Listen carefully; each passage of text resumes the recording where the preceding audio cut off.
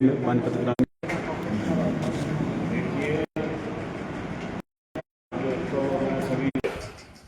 मेरे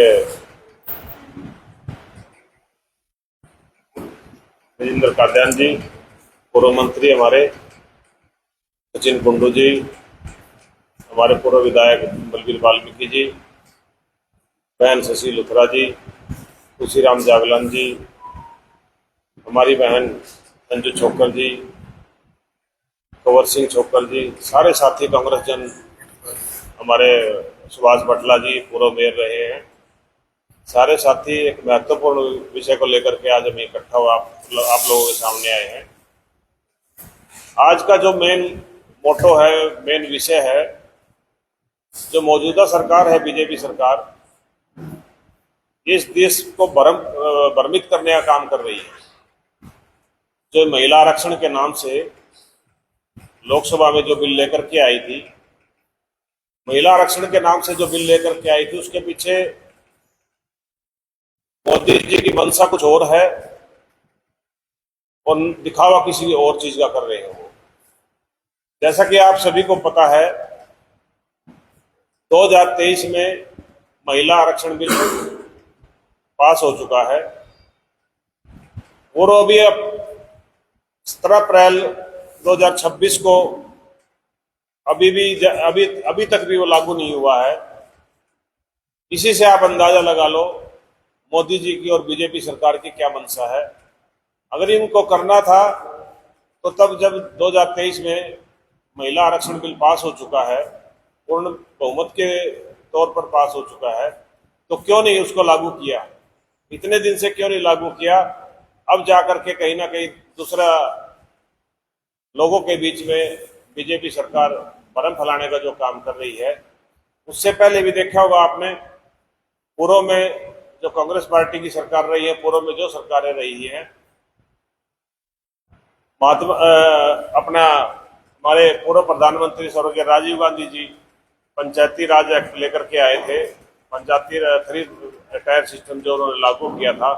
उसके अंदर भी कितने टाइम पहले उन्होंने देखा, आपने 30% का जो महिलाओं की भागीदारी, 30% का जो आरक्षण दिया था, उनका विजन, उनकी सोच अच्छी थी। माननीय हमारे राजीव गांधी जी की सोच थी, दूरगामी सोच थी। उन्होंने कितने साल पहले पंचायती राज में 30% आरक्षण महिलाओं को देने का जो काम किया था, ताकि महिलाएं पूर्ण रूप से हर फील्ड में, हर क्षेत्र में अपनी भागीदारी सुनिश्चित कर सके। इसी उद्देश्य को लेकर के कांग्रेस पार्टी सदा से ही महिलाओं को आगे करने का काम कर रखती है, अग्रणी रखने का काम करती है। और आप लोगों ने देखा होगा, बीजेपी सरकार की मंशा को भी आप लोगों ने देखा है। सारा का सारा मोदी मीडिया, सारा का सारा मीडिया मोदी मीडिया बन करके, मैं तो ये कहता हूं इनको बीजेपी मीडिया का नाम रख देना चाहिए। सारा का सारा जितने मीडिया है, ये हमारे समाज में, हमारी जनता में और हमारे देश में भ्रम फैलाने का जो काम कर रही है। आप लोगों को भली भांति पता है, आरएसएस के किसी भी पद पे, आरएसएस का जो आज देश को आरएसएस पार्टी, आरएसएस जो संस्था है, वो बीजेपी सरकार को भी और सरकार को भी चलाने का काम कर रही है। तो क्यों आप लोग इसी से अंदाजा लगा लो, आज तक आरएसएस का कोई अध्यक्ष, कोई महिला रही है क्या? किसी और पद पर महिला रही है क्या? कहीं आज तक आरएसएस के कोई भी प्रोग्राम है, आरएसएस का जो इनका कार्यालय बना हुआ है, उसमें महिलाओं का जाना वर्जित है। आप इसी से अंदाजा लगा लो ये महिलाओं के प्रति कितने सजग हैं, कितने महिलाओं के प्रति ये लोग अपने भाव रखते हैं। आप लोग देखो, इससे पहले आप लोगों ने देखा होगा, जो ये बिल लेकर के आए हैं, परिसीमन करके के ये जो नोटिफाई किया है, परिसीमन का रूप लेकर के ये लोगों को, इस देश को, इस प्रदेश को ना टुकड़े टुकड़े गैंग के नाम से जो ये जाने जाएंगे, टुकड़े टुकड़े कर करके इस देश को भ्रमित करने का काम कर रहे हैं और देश को खंडित करने का काम कर रही है मौजूदा सरकार, बीजेपी सरकार जो है। आप लोगों ने देखा, उससे पहले भी देखा होगा, क्यों नहीं बीजेपी सरकार मणिपुर में जो कांड हुआ था, कितना बड़ा नरसंहार हुआ था मणिपुर में, उस पर क्यों खामोश है?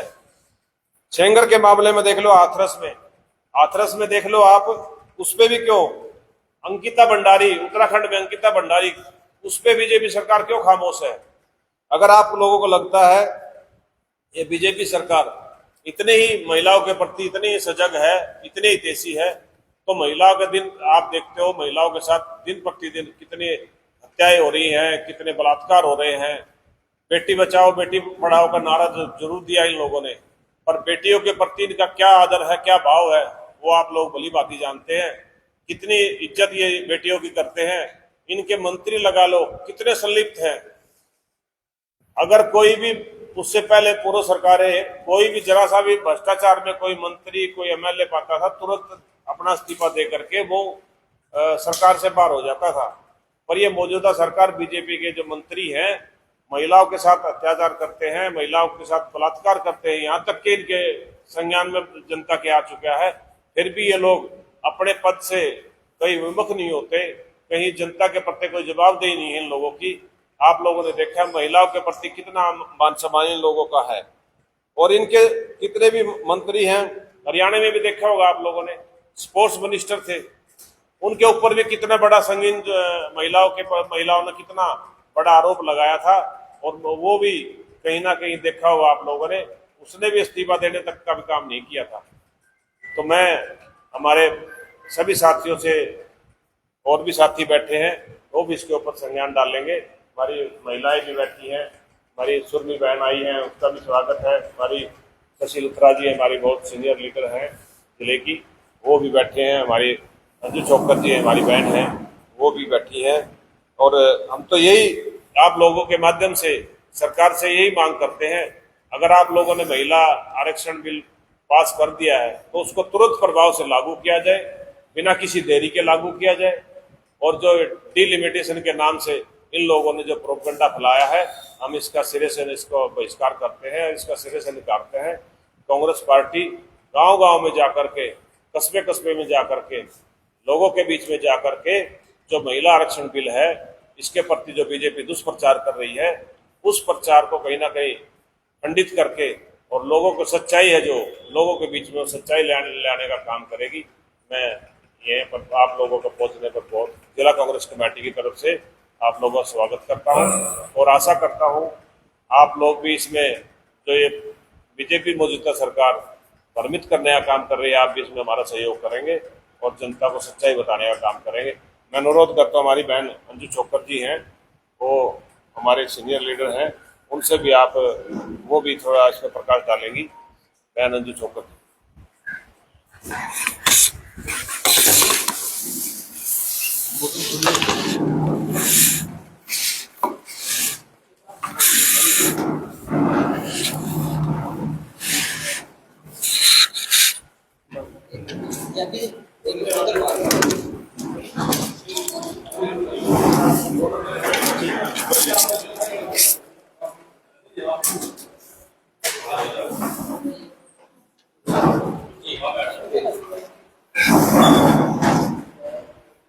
सभी प्रेस के बंधु, आदरणीय अध्यक्ष महोदय, मेरे सभी बहनी साथी, हमारे नेतागण, सीनियर नेतागण, आज जिस मुद्दे पे अध्यक्ष जी के माध्यम से हम सबको एकत्र किया गया है, आप भली भांति जानते हैं कि आज महिला आरक्षण की बात उठी। आज मौजूदा जो सरकार है भारतवर्ष, उसकी नीयत साफ नजर नहीं आती। 2010 में देवगौड़ा जी प्रधानमंत्री थे, उस समय सोनिया गांधी जी ने जिस तरीके से पूरा जोर लगाकर इस बिल की चर्चा करी, इस बिल को लेकर आई और उन्होंने 33% आरक्षण देने की बात कही। फिर 2023 में ये बिल आया, सर्वसम्मति से पास हुआ। लेकिन प्रश्न चिन्ह ये है कि आज माननीय प्रधानमंत्री मोदी जी जिस तरीके से इस बिल को लेकर आए, ये भाजपा सरकार का दो मुहा चेहरा आज भारतवर्ष की महिलाओं के सामने है। और अब ये भारतवर्ष की महिलाएं हैं, ये 2010 या उससे पुराना जमाना नहीं है। आजकल की महिलाएं सशक्त है, पढ़ी लिखी हैं, हर एक क्षेत्र में अग्रणीय है। उन्हें अच्छे से मालूम है क्या गलत हो रहा है, क्या लॉलीपॉप हमें दिया जा रहा है। आज आप एक ऐसा स्तंभ है, आपके माध्यम से हमें अपनी बात कहने का मौका मिला। जो महिलाएं घर परिवार यहाँ तक कि सब्जी भी बहुत नाप तोल के खरीदती हैं, उन पर एक प्रश्नवाचक चिन्ह लगा दिया गया। परिसीमन की आड़ में जिस तरीके से ये कार्य किया जा रहा है, तो भारतीय जनता पार्टी का जो ये हमें एक सब्ज बाग दिखाया जा रहा है, जिसकी आड़ में वो कांग्रेस पार्टी नामंजूर करती है। वो इसलिए कि इस एक्ट में नारी शक्ति वंदना अधिनियम, जो इन्होंने इसका नाम दिया है, हालांकि ये इस चीज से भली भांति परिचित है कि कितना नारी वंदन करते हैं, लेकिन जिस तरीके से ये कर रहे हैं, हर महिला ये जानती है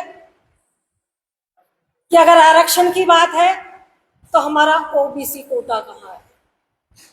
आप कुछ महिलाओं को विभाजन करके, हालांकि मैं बीच में एक बात कह रही हूँ कि हमें 50% आरक्षण मिलना चाहिए, वो महिलाएं सशक्त है, लेकिन फिर भी आप दे रहे हैं। 33% आरक्षण की बात चल रही है, तो मैं चाहूंगी कि उन बहनों को का भी ख्याल रखा जाए।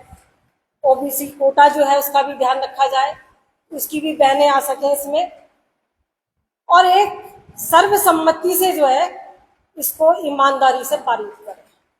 ना कि आज आप जब चुनाव बंगाल में हो रहे हैं तो आप परिसीमन की बात कर रहे हैं। 2011 में कुछ आंकड़ा कुछ और था, आज 2026 का आंकड़ा कुछ और है। ये इनकी जो राजनीति है, ये भारत की जो महिलाएं हैं या भारत की जो हमारी पार्टी है कांग्रेस पार्टी, वो स्वीकार नहीं करती है।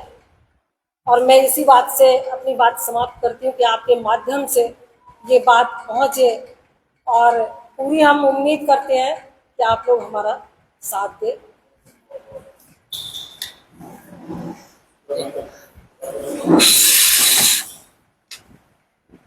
सभी को नमस्कार। भारत के इतिहास में ऐसा शायद पहली बार हो रहा होगा कि 2023 में जो विमेन रिजर्वेशन बिल ऑलरेडी पारित हो चुका है, आज 2026 में हमारे प्रधानमंत्री ही उसको डिनाई कर रहे हैं। एक नए बिल पे, विमेन डिलिमिटेशन के बिल पर विमेन रिजर्वेशन की साड़ी पहनाकर प्रधानमंत्री खुद ये कह रहे हैं कि हमने विमेन रिजर्वेशन तो अभी तक पास ही नहीं करवाया। तो 2023 में जो बिल पास हुआ था वो क्या था? 2026 में आप डिलिमिटेशन को पास कराना चाहते हैं महिलाओं के नाम पर राजनीति करके। जब 2023 में आपने वो बिल पास करा था, आपने आज तक उसे इम्प्लीमेंट करने की तो बात नहीं करी। आप कांग्रेस के ऊपर हर चीज का ठीकरा फोड़ते हो। 8:30 बजे मोदी जी आए इतनी सिंपैथी लेने के लिए, उनके पूरे भाषण में नारी के लिए बात नहीं थी, कांग्रेस के कोसने की बात थी। अपने पूरे भाषण में 59 टाइम्स मोदी जी ने कांग्रेस कांग्रेस कांग्रेस कांग्रेस को बोला। ऐसी क्या आ पड़ी थी इस टाइम पे, जिस टाइम में स्टेट असेंबली इलेक्शन चल रहे हैं, ऑलरेडी 2 में चुनाव चल रहे हैं और आने वाले समय में 3 राज्यों के चुनाव पेंडिंग है। उस समय मोदी जी ने एक स्पेशल पार्लियामेंट सेशन बुलाया कि हमें ये बिल पास कराना है। और इतना अहम मुद्दा है डिलिमिटेशन का, क्योंकि ये वो रिप्रेजेंटेशन की बात है जो जनगणना पे आधारित है। इस राज्य की कितनी जनसंख्या है, उस हिसाब से हमारे एमपी जाते हैं पार्लियामेंट के अंदर। आपने 2021 में जो जनगणना करानी थी वो आज तक नहीं कराई। 2011 में आखिरी जनगणना हुई थी। आप रिप्रेजेंटेशन दोगे कैसे जब तक आपके पास ओरिजिनल डेटा नहीं है? और रही बात महिला आरक्षण की, 33% जो आरक्षण मिल चुका है, आप उसको जो हमारे पास स्ट्रक्चर है, 543 सीट है हमारे पास लोकसभा के अंदर, उसमें देने में आपको क्या आपत्ति है? आप अपनी कुर्सी तो छोड़ नहीं सकते कि हमारी सीट पे 33% महिलाएं आके बैठ जाएंगी। आपको 33% आरक्षण लागू करने के लिए पहले आप सीट बढ़ाओगे, 850 करोगे। इतनी जल्दबाजी किस लिए? इतना अहम मुद्दा होता है रिप्रेजेंटेशन का ये, जिसके लिए कमेटी गठित की जाती है। आपने एक दिन पहले ऑपोजिशन को बिल दिया पढ़ने के लिए, और एक दिन के अंदर आपको इतनी जल्दी थी कि सब कुछ पास कर दिया जाए। भाजपा का सिर्फ और सिर्फ पॉलिटिकल एजेंडा है, शुरू से पहले धर्म के नाम पर, फिर जात पात के नाम पर, और अब जेंडर के नाम पर विभाजन करना है लोगों को। बस किसी भी बात पे एक नफरत फैलाने का काम करते हैं। भाजपा की सेंटर से लेके ऑलमोस्ट हर राज्य में उनकी सरकार है। 21 सीएम में से सिर्फ एक महिला सीएम है उनके पास। क्यों? आप अगर इतनी नारी शक्ति की बात करते हो तो आपने क्या कर दिया नारियों के लिए? क्या ऐसा काम कर दिया महिलाओं के लिए? क्राइम अगेंस्ट विमेन 2010 में 2 लाख केस के आसपास था, जो इस टाइम 4.5 लाख हो चुका है। लगातार क्राइम बढ़ रहा है, 2 से 2.5 गुना डबल हो चुका है क्राइम। हर पल में हम रेप, मर्डर, किडनैपिंग की घटनाएं सुनते हैं। आप नारी की बात सिर्फ उस डिलिमिटेशन से ही कर सकते हो क्या? ग्राउंड पे आपकी रियलिटी क्या है? सिर्फ कांग्रेस को कोसने से आज का वो समय नहीं है कि मोदी जी चाहें और जुमला फेंकेंगे और लोगों को वो समझ नहीं आएगा। सबको सारी सच्चाई दिख रही है कि महिला आरक्षण के नाम पर। और अचंभे की बात ये है कि हमारा इलेक्शन कमीशन सोया हुआ है। इस time model code of conduct के नाते भी प्रधानमंत्री जी किसी पार्टी को ऐसे कोस भी नहीं सकते। जिस हिसाब से वो भाषण देके अपने भाषण में 59 टाइम्स उन्होंने कांग्रेस को कोसा। सो रहा है देश। डेमोक्रेसी को खत्म करने के रास्ते पे ये लोग चल चुके हैं। भाई मीडिया से भी एक यही अपील रहेगी हमारी कि फैक्ट्स पे बात करो, लोगों को गुमराह मत करो कि भाई ये महिला आरक्षण बिल था। ये महिला आरक्षण बिल नहीं था। महिला आरक्षण बिल 2023 में पास हो चुका है, और ये भाजपा की नाकामी है कि वो उस बिल को इम्प्लीमेंट नहीं कर रहे हैं और ना ही करेंगे। महिलाओं को एक जुमला दिया हुआ है, और मोतीलाल नेहरू जी थे जिन्होंने महिलाओं की बात को शुरू करा था, जेंडर इक्वालिटी की बात करी थी। भारत ऐसा देश है जिसमें आजादी के पहले दिन से महिलाओं को वोटिंग राइट मिला था। यहाँ तक कि अमेरिका में भी महिलाओं को संघर्ष करना पड़ा था वोटिंग राइट के लिए। लेकिन ये कांग्रेस की सदा से विचारधारा रही है महिलाओं को अपने साथ लेके चलने की, और महिलाओं के लिए ग्राउंड पे काम करती आई है कांग्रेस। धन्यवाद। मैं अपनी वाणी को यहीं विराम दूंगी। शशि लूथरा जी हमारी सीनियर लीडर बात करेंगी। बहुत बढ़िया सर। वैसे तो सब कुछ आदरणीय मेरे प्रेस वाले साथियों और मेरे ये कांग्रेस के सारे लीडर हम सबका वेलकम करते हैं। कुछ बातें इन्होंने काफ़ी विस्तार से बताई हैं, लेकिन नारी शक्ति का सम्मान ये हमारे लिए एक अभिमान की बात भी है। ये कहते हैं कि भाई महिला आरक्षण क्या है? अब ये 3 स्टेटों में इलेक्शन हो रहे हैं, अब इनको याद आया महिला आरक्षण करने के लिए। तब कहाँ सोए हुए? जब 2024 में इलेक्शन हो रहे थे तब देते हैं ना पार्लियामेंट में, विधानसभा में। लेकिन उस समय इन्होंने कोई बात नहीं छेड़ी, क्योंकि प्रधानमंत्री जी 850 की बात करते हैं। 850 की जरूरत क्या है इनको? यानी कि जो पहले है 543 बैठे हुए हैं वो अपना फेविकोल लगा के बैठे रहे, और बाकी जो आए वो स्टैंप बन के पीछे बैठे रहे। जो इनके फंड हैं, इनके भत्ते हैं, इनके टूर प्रोग्राम हैं, वो हमारे टैक्सों से भरे जाते हैं, तो कहाँ से पैसा आएगा? ये बात सबसे पहले नोट करने वाली बात है। नंबर 2, ये हमारी सोनिया गांधी जी को गंदी गालियां देते हैं, तो महिला का सम्मान कैसे होगा? अपनी पहले बीबी को सामने लाएं, उनका सम्मान करें, तभी तो हम सोचेंगे महिला का सम्मान हो रहा है। लेकिन ऐसा कुछ भी नहीं है, ये सिर्फ एक जुमलेबाजी है। एकदम इनको पार्लियामेंट सेशन बुलाने की क्या जरूरत पड़ गई? पहले क्यों नहीं बुलाया गया? युद्ध विराम पे संदेश क्यों नहीं देते? सिलेंडरों पे संदेश क्यों नहीं देते? और हर बार कांग्रेस कांग्रेस कांग्रेस कांग्रेस कांग्रेस। अरे हमारे नेता राहुल गांधी जी, आप देखते हो सोनीपत में मदीना गांव किसान के घर शादी पे आए, नीचे बैठ के खाना खाया। ये नेता होते हैं। कहीं भी जाते हैं आप सबको ऐसे ऐसे करके वो सबसे मिलते हैं ना, आपने देखा ही होगा। लेकिन वो 10 रुपए की वहाँ वेस्ट बंगाल ना 10 रुपए की भाली पूरी या भेलपूरी खा के लोगों के क्या दर्शा रहे हैं। पहले ये बेरोजगारी दूर करें, करप्शन दूर करें। जो हमारे देश में महिलाओं के साथ रेप हो रहे हैं, आप पानीपत की खबरें देख लो। पानीपत में कत्लेआम रेप कितने हो रहे हैं। अगर द्रौपदी मुर्मू जी ने उस पर साइन कर दिए थे तो इम्प्लीमेंट क्यों नहीं किया इन्होंने? अब इनको क्यों याद आ रहा है? फिर कांग्रेस को कोसते हैं। अगर ये उस समय बिल लाते 2023 में पार्लियामेंट इलेक्शन और विधानसभा में, तो हमारी कांग्रेस क्या दूसरी पार्टी भी इनकार नहीं करती, पूरी के पूरी सारे मिलके उस पर हाँ भरते। लेकिन ये चाल ही कुछ और चलते हैं। ये अमित शाह जो तड़ी पार है, ये जो जब हमारे बाल ठाकरे सीएम थे या वो दूसरे थे, ये उनसे मदद मांगने आता था। अब ये देश को चलाने के लिए, देश को आगे बर्बाद करने में लगे हैं। मैं तो यही कहना चाहती हूँ कि महिला सशक्त है, महिलाएं IAS ऑफिसर हैं, महिलाएं गेम्स में आगे हैं, महिलाएं जूडो कराटे में आगे हैं। महिला किसी से कम नहीं है। आज कुर्सी में महिला डटी हुई है। राजनीति में भी महिला आगे है। मैंने ना 2000 में इलेक्शन थे विधानसभा के, मैं थोड़ी सी बात बताती हूँ। हमारी कांग्रेस पार्टी ने 4 नाम पैनल में, बड़ी एप्लीकेशन आई, 4 नाम पैनल में डाले। उसमें बलबीर पाल शाह आदरणीय और प्रेम सचदेवा, कस्तूरबा आहूजा जो अब नहीं है, और शशि लूथरा। क्या मेरा नाम डाला? मुझे गर्व नहीं था? शायद टिकट मिल भी जाती। हमारी कांग्रेस पार्टी बराबर हाँकती है। हाँ, 33% और हो जाएगा तो जो महिलाएं फील्ड में और आगे आएंगी। जाति पाति के नाम से, धर्म के नाम पे हिंदू मुस्लिम को लड़ाते हैं, जाति पाति के नाम से जहर फैला रहे हैं। अरे असली मुद्दों पे आओ, महंगाई कम करो, लोगों में जाके घर घर जाके प्रचार करो कि बच्चे जो हैं आगे जाके और प्रोग्रेस करें। सिर्फ ये नहीं कि महिला बिल आरक्षण पास करवा लिया अपने फायदे के लिए। अपना फायदा नहीं देखें, देश का फायदा देखें। हमारे राजीव गांधी जी ने नगर पालिकाओं में रिजर्वेशन दिया। मोतीलाल नेहरू जी के टाइम से ये चला आ रहा है। ये नेहरू करते हैं ना, कौन सा नेहरू?